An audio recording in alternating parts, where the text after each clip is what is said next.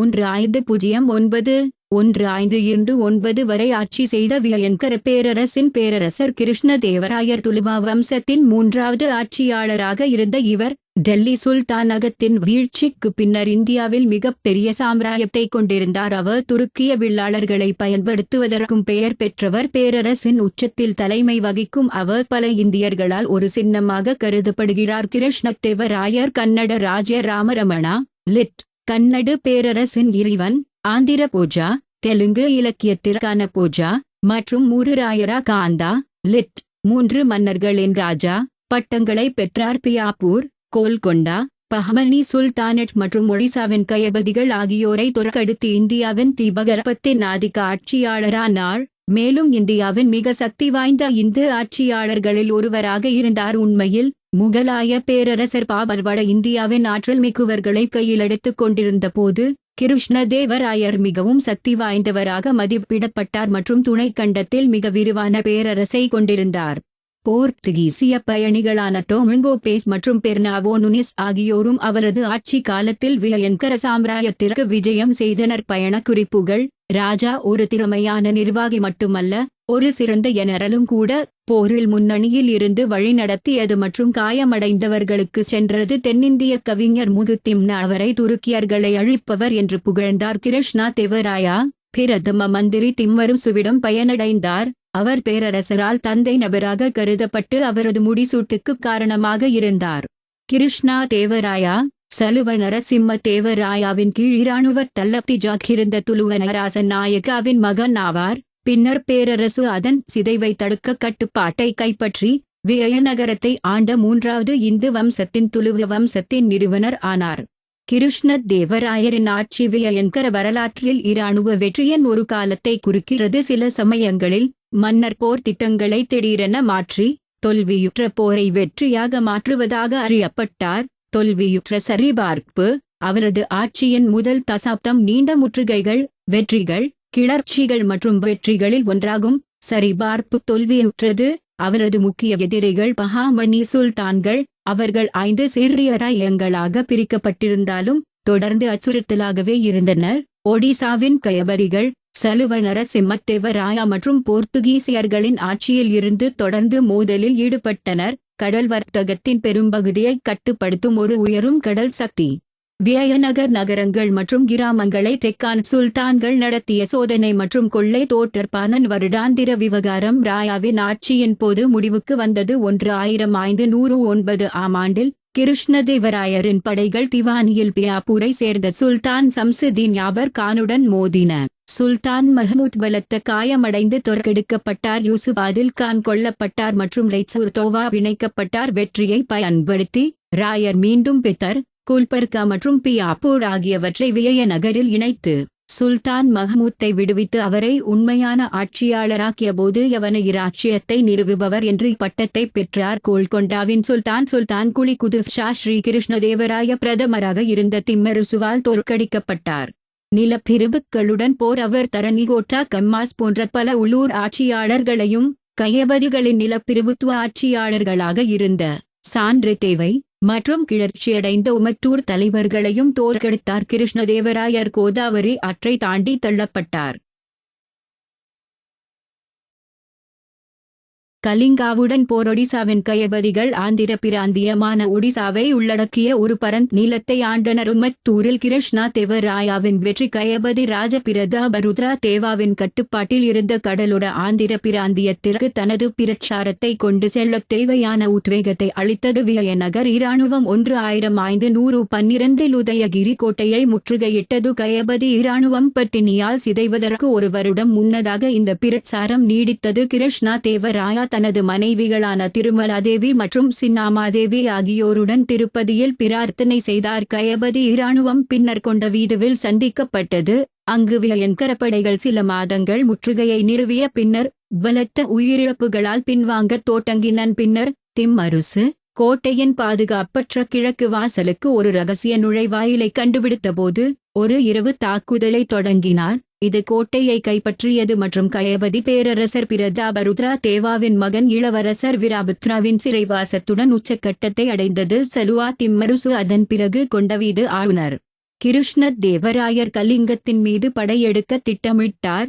ஆனால் கயபதி பேரரசர் பிரதாபருத்ரா இந்த திட்டத்திற்கு அந்தரங்கமாக இருந்தார். கிருஷ்ணதேவராயனையும் விஜயன்கர சாம்ராஜ்யத்தையும் தோற்கடிக்க பிரதாபருத்ரா தனது சொந்த திட்டத்தை வகுத்தார். இந்த மோதலானது கலிங்கநகர் கோட்டையில் நடக்கவிருந்தது. ஆனால் முன்னர் பிரதாபருத்ராவின் சேவையின் கீழ் இருந்த ஒரு தெலுங்கு நாட்டை சேர்ந்தவருக்கு லஞ்சம் கொடுத்து பிரதாபருத்ராவின் திட்டத்தின் தகவல்களை விவேகமான திம்மருசு பாதுகாத்தார். விஜயன்கர சாம்ராஜ்யம் படையெடுத்த போது பிரதாபருத்ரா கயபதி பேரரசின் தலைநகரான கட்டாக்கிற்கு விரட்டப்பட்டார். பிரதாபருத்ரா இறுதியில் விஜயன்கர சாம்ராஜ்யத்தில் சரணடைந்தார். அவர் தனது மகள் இளவரசி ஜெகன் மோகினியை ஸ்ரீ கிருஷ்ணதேவராயை மணந்தார். கிருஷ்ணதேவராயர் கிருஷ்ணா நதியின் வடக்கு விஜயன்கர பேரரசு கைப்பற்றிய அனைத்து நிலங்களையும் திருப்பி அளித்தார். இது விஜயநகர் மற்றும் கயபதி ராயங்களுக்கு இடையிலான கிருஷ்ணா நதி எல்லையை உருவாக்கியது. கிருஷ்ணதேவராயர் 1510 கோவாவில் இந்தியாவின் போர்த்துகீசிய ஆதிக்கத்தை அமைத்த போர்த்துகீசியர்களுடன் நட்புறவை ஏற்படுத்தினார். பேரரசர் போர்த்துகீசிய வணிகர்களிடமிருந்து துப்பாக்கிகளையும் அரேபிய குதிரைகளையும் பெற்றார். விஜயன்கர நகரத்திற்கு நீர் விநியோகத்தை மேம்படுத்துவதில் போர்த்துகீசிய நிபுணத்துவத்தையும் பயன்படுத்தினார். பேரரசின் சிக்கலான கூட்டணிகளும் 5 டெக்கான் சுல்தான்களும் அவர் தொடர்ந்து போரில் ஈடுபட்டிருந்ததை குறிக்கிறது. இந்த பிரச்சாரங்களில் ஒன்றில் அவர் கோல்கொண்டவை தோற்கடித்து அதன் தளபதி மதுருல் முல்கை கைப்பற்றி பியாப்பூரையும் அதன் சுல்தான் இஸ்மாயில் ஆதில் ஷாவையும் நசுக்கி பஹ்மனி சுல்தானை 2ஆம் முகம்மது ஷா மகனுக்கு மீட்டெடுத்தார். 1620 விஜயன்கர வீரர்கள் கொல்லப்பட்ட கடினமான முற்றுகையின் பின்னர் பியாப்பூரின் இஸ்மாயில் ஆதில் ஷாவிடம் இருந்து ராய்சூர் கோட்டையை 15 மே 1520 அன்று அவர் கைப்பற்றினார். ராய்சூர் போரின் போது இராணுவ தளபதி பெம்மசனி நாயக்கர்களின் பெம்மசனி ராமலிங்க நாயுடு கிருஷ்ணதேவராயரால் வேறுபடுத்தி பாராட்டப்பட்டார். 7,1000 அடி வீரர்கள், 32,600 குதிரைப்படை மற்றும் 550 யானைகள் ராய்சூர் போரில் பயன்படுத்தப்பட்டதாக கூறப்படுகிறது. இறுதியாக தனது கடைசி போரில் பஹ்மனி சுல்தானின் ஆரம்ப தலைநகரான குல்பூர்காவின் கோட்டையை அவர் தரைமட்டமாக்கினார். அவரது பேரரசு தென்னிந்தியா முழுவதும் பரவியது. 1524 கிருஷ்ணதேவராயர் தனது மகன் திருமலை ராயாவை யுவராயா கிரீடம் இளவரசன் ஆக்கியுள்ளார். இளவரசன் நீண்ட காலம் உயிர் பிழைக்கவில்லை. அவர் விஷம் கொல்லப்பட்டார். திம்மருசுவின் ஈடுபாட்டை சந்தேகித்த கிருஷ்ணதேவராயா தனது நம்பகமான தளபதியையும் ஆலோசகரையும் கண்மூடித்தனமாக வைத்திருந்தார். அது நேரத்தில் கிருஷ்ணதேவராயர் ஆதில் ஷாவின் வசம் இருந்த பெல்காம் மீது தாக்குதலுக்கு தயாராகிக் கொண்டிருந்தார். இந்த நேரத்தில் கிருஷ்ணதேவராயா உடல்நிலை சரியில்லாமல் போனது. அவர் 1529 விரைவில் இறந்தார். சான்று தேவை: அவர் இறப்பதற்கு முன் அவர் தனது சகோதரர் அச்சுதா தேவராயாவை தனது வாரிசாக நியமித்தார். பேரரசின் சிக்கலான கூட்டணிகளும் 5 டெக்கான் சுல்தான்களும் அவர் தொடர்ந்து போரில் ஈடுபட்டிருந்ததை குறிக்கிறது. இந்த பிரச்சாரங்களில் ஒன்றில் அவர் கோல்கொண்டவை தோற்கடித்து அதன் தளபதி மதுருல் முல்கை கைப்பற்றி பியாப்பூரையும் அதன் சுல்தான் இஸ்மாயில் ஆதில் ஷாவையும் நசுக்கி பஹ்மனி சுல்தானை 2ஆம் முகம்மது ஷா மகனுக்கு மீட்டெடுத்தார். 1620 விஜயன்கர வீரர்கள் கொல்லப்பட்ட கடினமான முற்றுகையின் பின்னர் பியாப்பூரின் இஸ்மாயில் ஆதில் ஷாவிடம் இருந்து ராய்சூர் கோட்டையை 15 மே 1520 அன்று அவர் கைப்பற்றினார். ராய்சூர் போரின் போது பெம்மசனி நாயக்கர்களின் இராணுவ தளபதி பெம்மசனி ராமலிங்க நாயுடு செய்த சுரண்டல்கள் கிருஷ்ணதேவராயரால் வேறுபடுத்தப்பட்டு பாராட்டப்பட்டன. ராய்சூர் போரில் 7,1000 அடி வீரர்கள், 32,600 குதிரைப்படை மற்றும் 550 யானைகள் பயன்படுத்தப்பட்டதாக கூறப்படுகிறது. இறுதியாக தனது கடைசி போரில் பஹ்மனி சுல்தானின் ஆரம்ப தலைநகரான குல்பூர்காவின் கோட்டையை அவர் தரைமட்டமாக்கினார். அவரது பேரரசு தென்னிந்தியா முழுவதும் பரவியது. 1524 கிருஷ்ணதேவராயர் தனது மகன் திருமலை ராயாவை யுவராயா கிரீடம் இளவரசன் ஆக்கியுள்ளார். இளவரசன் நீண்ட காலம் உயிர் வாழவில்லை. அவர் விஷம் கொல்லப்பட்டார். 38 திம்மருசுவின் ஈடுபாட்டை சந்தேகித்த கிருஷ்ணதேவராயா தனது நம்பகமான காம் வைத்திருந்தார்.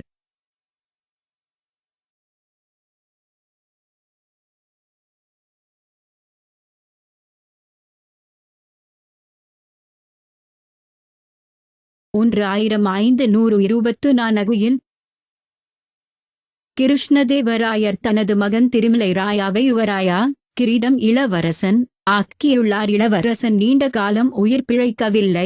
அவர் விஷம் கொல்லப்பட்டார். திம்மருசுவின் ஈடுபாட்டை சந்தேகித்த கிருஷ்ணதேவராயா தனது நம்பகமான தளபதியையும் ஆலோசகரையும் கண்மூடித்தனமாக வைத்திருந்தார். அது நேரத்தில் கிருஷ்ணதேவராயர் ஆதில் ஷாவின் வசம் இருந்த பெல்காம் மீது தாக்குதலுக்கு தயாராகிக் கொண்டிருந்தார். இந்த நேரத்தில் கிருஷ்ணதேவராயா உடல்நிலை சரியில்லாமல் போனது. அவர் 1529 இல் விரைவில் இறந்தார். சான்று தேவை. அவர் இறப்பதற்கு முன் அவர் தனது சகோதரர் அச்சுதா தேவராயாவை தனது வாரிசாக நியமித்தார்.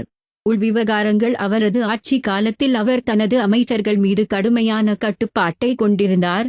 மேலும் எந்தவொரு அமைச்சரும் தவறான செயல்களை செய்தால் கடுமையாக கையாளப்பட்டார். திருமண் கட்டணம் போன்ற அருவருப்பான வரிகளில் சிலவற்றை அவர் ரத்து செய்தார். வருவாயை அதிகரிக்க சில பக்குற்றிகளை காடழிப்புக்கு உத்தரவிடுவதன் மூலம் புதிய நிலங்களை சாகுபடிக்கு கொண்டு வந்தார். விஜயநகரை சுற்றியுள்ள நீர்ப்பாசனத்திற்கான நீரை பெறுவதற்கான பெரிய அளவிலான பணிகளும் அவரால் மேற்கொள்ளப்பட்டன. விஜயநகருக்கு விஜயம் செய்த பேஸ், நுனேஸ் மற்றும் பார்போசா போன்ற வெளிநாட்டு பயணிகள் அவரது ஆட்சி காலத்தில் நிர்வாகத்தின் செயல்திறன் மற்றும் மக்களின் செழிப்பு குறித்து அதிகம் பேசினர். அவர் கைப்பற்றிய பிரதேசங்களின் பாதுகாப்பு மற்றும் மறுசீரமைப்பில் அவர் ஆர்வம் கொண்டிருந்த போதிலும் அவர் நாகலாபுரா என்ற புதிய நகரத்தை நிறுவினார். சட்டம் மற்றும் ஒழுங்கு விஷயங்களில் ராயாவின் அணுகுமுறையை பேஸ் சுருக்கமாக கூறுகிறார்.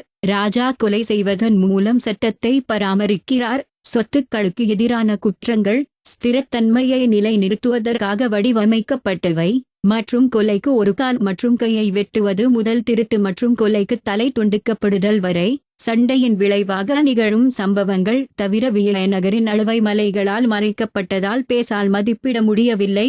ஆனால் நகரம் குறைந்தபட்சம் ரோம் அளவுக்கு பெரியதாக இருக்கும் என்று மதிப்பிட்டார். மேலும் விஜயநகரத்தை 1/2 மில்லியனுக்கும் குறைவான மக்கள் தொகை கொண்ட உலகின் சிறந்த நகரமாக அவர் கருதினார். பேரரசு பல மாகாணங்களாக பெரும்பாலும் அரச குடும்ப உறுப்பினர்களின் கீழ் மற்றும் மேலும் துணை பிரிவுகளாக பிரிக்கப்பட்டது. பேரரசின் நிர்வாக மொழிகள் கன்னடம் மற்றும் தெலுங்கு. கன்னடம் ஒரு பிரபலமான இலக்கிய ஊடகமாக இருந்தது.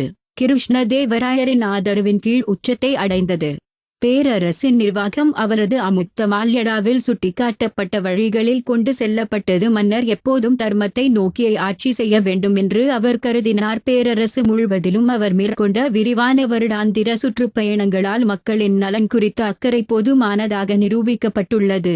இதன்போது அவர் எல்லாவற்றையும் தனிப்பட்ட முறையில் படித்து மக்களின் குறைகளை தீர்க்கவும் தீய செயல்களை தண்டிக்கவும் முயன்றார். தனது மக்களின் பொருளாதார முன்னேற்றத்தை மேம்படுத்துவது தொடர்பாக கிருஷ்ணதேவராயர் கூறுகிறார். ராயத்தின் அளவே செல்வத்தை பெறுவதற்கான வழிமுறையாகும். ஆகவே நிலம் மட்டுப்படுத்தப்பட்டிருந்தாலும் தொட்டிகளையும் கால்வாய்களையும் அகழ்வாராய்ச்சி செய்து செழிப்பை அதிகரிக்கும். ஏழைகள் குறைந்த ஆரி மற்றும் கோருவுக்கு நிலத்தை குத்தகைக்கு விடுவதன் மூலம் நீங்கள் செல்வத்தையும் மத தகுதியையும் பெறுவீர்கள். கூதாதை ஒனமாறுக. போர்த்துகீசிய நாடேடான தொமிங்கோ பேஸ் கிருஷ்ணதேவராயாவை மிகவும் பயந்த மற்றும் சரியான ராஜா, ஒரு சிறந்த ஆட்சியாளர் மற்றும் அதிக நீதி கொண்ட மனிதர் என்று புகழ்கிறார். வைணவ மதத்தை பின்பற்றுபவர் என்றாலும் அவர் அனைத்து பிரிவுகளுக்கும் மரியாதை காட்டினார் மற்றும் குட்டி மதத்த பெண்கள் அவரை ஒருபோதும் பாதிக்கவில்லை. பரிசுகளை வழங்குவதிலோ அல்லது தோழர்கள் மற்றும் அதிகாரிகளை தேர்ந்தெடுப்பதிலோ பார்போசாவின் கூற்றுப்படி ஒவ்வொரு மனிதனும் வந்து போகலாம், எந்தவொரு எரிச்சலையும் அனுபவிக்காமல் தனது சொந்த மதத்தின்படி வாழக்கூடிய சுதந்திரத்தை மன்னர் அனுமதிக்கிறார். மதம் மற்றும் கலாச்சாரம். நாராயணகிரி மலையில் ஸ்ரீவாரி படலுவில் இருந்து பார்த்தபடி திருமலை கோயில் மற்றும் வைகுண்டம் வரிசை வளாகம். முன்புறத்தில் அரைவட்ட கட்டிடம். கிருஷ்ணதேவராய இந்து மதத்தின் அனைத்து பிரிவுகளையும் மதித்து திருமலை வெங்கடேஸ்வரர் கோயிலில் விலை மதிப்பற்ற மதிப்புள்ள ஏராளமான பொருள்கள், வைரங்கள், பதிக்கப்பட்ட கிரீடங்கள் முதல் தங்க வாழ்வரை இதற்காக அவர் தனது சிலைகளை தனது 2 மனைவிகளுடன் கோயில் வளாகத்தில் நிறுவியதில் பெருமைப்படுகிறார். இந்த சிலைகள் கோவிலில் வெளியேறும் இடத்தில் இன்னும் காணப்படுகின்றன. ஸ்ரீ சைலம் கோயில் வளாகத்தின் சில குற்றிகளை கட்டி எழுப்பவும் பங்களித்தார். கிருஷ்ணதேவராயத்தை முறையாக வைணவ சம்பிரதாயத்தில் தாதாச்சாரியா தொடங்கினார். அவரும் அவரது ராய் குருவாக இருந்தார். கிருஷ்ணதேவராயர் ஆட்சியாளரான போது தாதாச்சாரியா அவரது குரு கன்னடம், தெலுங்கு, தமிழ் மற்றும் சமஸ்கிருத மொழிகளில் கவிஞர்களையும் அறிஞர்களையும் ஆதரித்தார்.